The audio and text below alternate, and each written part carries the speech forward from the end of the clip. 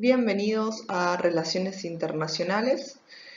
Esta es la clase número 9 y es la última clase antes del receso.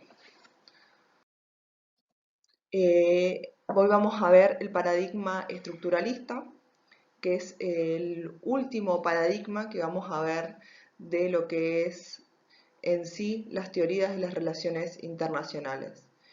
Existen mucho más paradigmas, pero bueno, por una cuestión de tiempo y de agenda, vamos a seguir lo que marca Barbé de alguna forma, de lo que trata de mostrar como lo que son los paradigmas no más importantes, pero sí los paradigmas más trascendentales de alguna forma de las teorías de las relaciones internacionales. Bueno, como les dije hace un segundo, hoy vamos a ver el paradigma estructuralista y lo que dice Barbé, que es el estructuralismo y el subdesarrollo, ¿sí? ¿Cómo surge el paradigma estructuralista o el estructuralismo? Surge en el mismo contexto histórico que surgió la interdependencia compleja, ¿sí? Surge en la década de 1970, durante el periodo de la distensión de la Guerra Fría. ¿Sí? Pero mientras que la interdependencia compleja puso su foco en entender por qué existía la cooperación, el estructuralismo va a enfocarse a ver otros detalles que van a ser posibles o van a ser visibles a través de este periodo de paz que hay en el sistema internacional. Como yo les expliqué en la clase pasada, la distensión o la détente, como, como realmente es el nombre, la distensión sería la traducción al español, pero el nombre en sí del periodo es la détente. Es un periodo de paz pactada, de armisticio pactado entre las dos superpotencias, que son Estados Unidos y la Unión Soviética. Entonces, este periodo de cooperación, como les dije, da la posibilidad a la visibilización de otros asuntos que no eran, que no eran visibles en momentos de alta tensión, como por ejemplo lo fue el evento que lleva después a la distensión, que es lo que es el evento o el fenómeno de los misiles cubanos.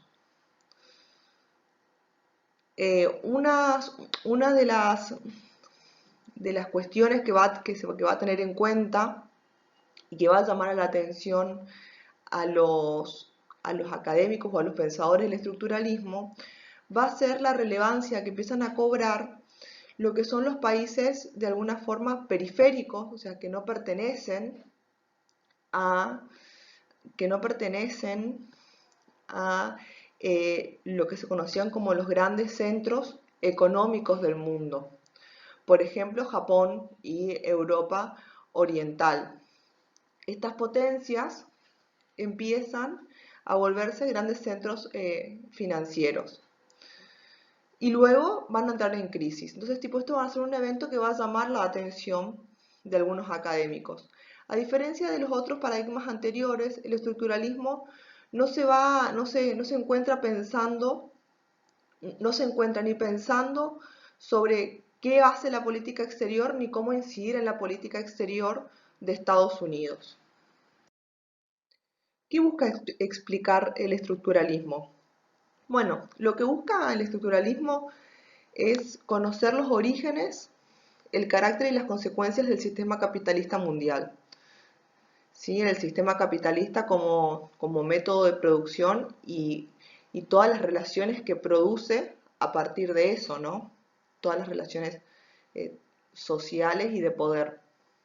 Y va a centrar su análisis en tratar de encontrar cómo se producen y qué es lo que produce las desigualdades adentro del sistema internacional y particularmente en la economía mundial.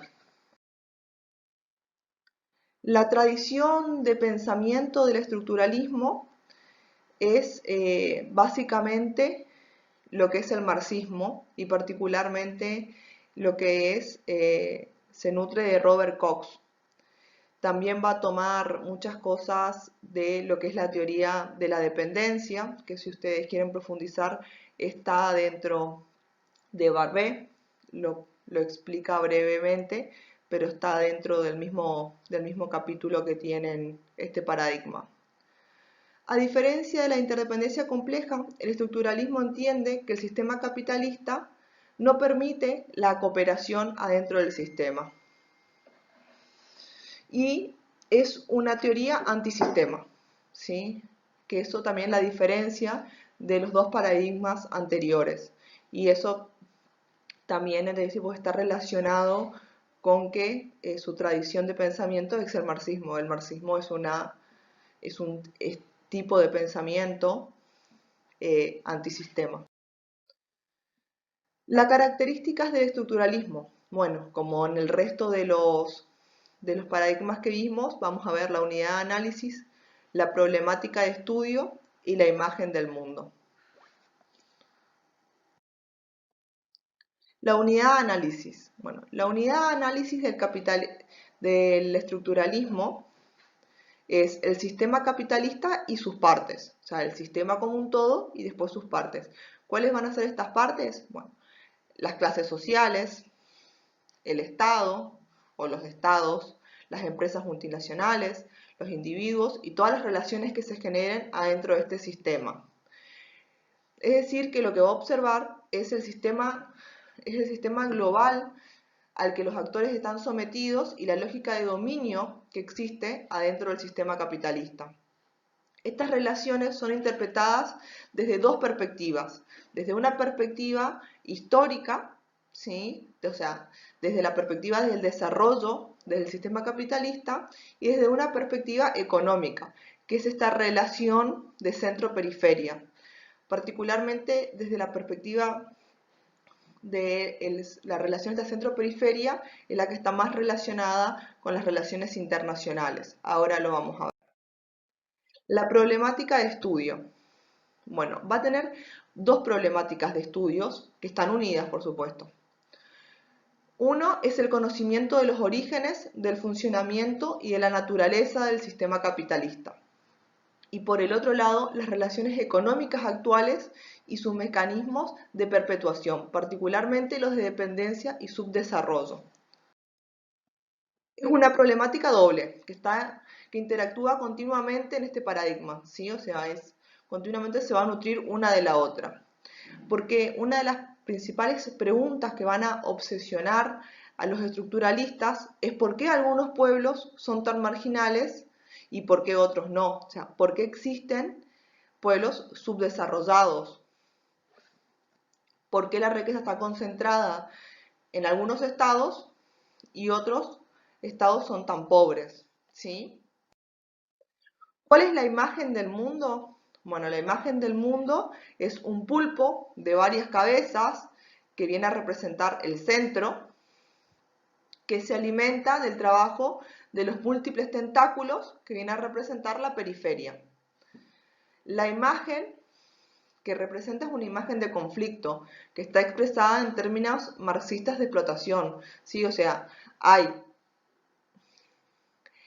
un explotado y hay alguien que explota, ¿sí? O sea, hay un oprimido y hay alguien que domina.